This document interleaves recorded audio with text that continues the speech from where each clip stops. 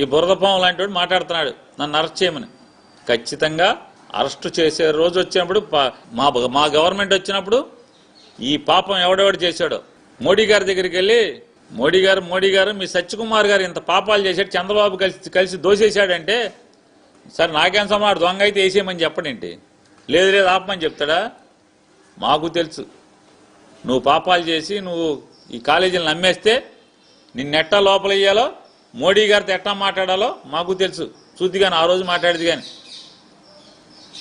నీ నెత్తి మీద బొచ్చు పీకాలా? అది నీ నెత్తి మీద బొచ్చు ఏమైనా ఉందా అని అడుగుతున్నాగా. నా నెత్తి మీద వెంట్రుకలు పీకమని. వెంట్రుకలు కూడా పీకలేవు జగన్మోహన్ రెడ్డి. జుట్టున్నోడికి కూడా పట్టదు అది.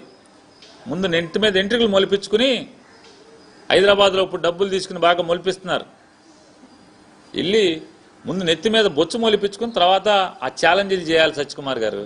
నిదట్లో లోకేష్ లేపాడని పరిగెత్తుకొచ్చి ఏది పడితే అది మాట్లాడి జగన్మోహన్ రెడ్డి గారు 30 కేసుల్లో ముద్దాయి 16 నెలలు జైలు చేసినాడు అది అని మాట్లాడుతున్నావు. అసలు నువ్వు ఎవరి చేతి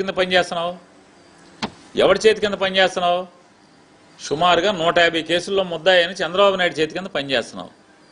నువ్వు సిగ్గు లేకుండా మళ్ళీ జగన్మోహన్ రెడ్డి గారి గురించి మాట్లాడతావు.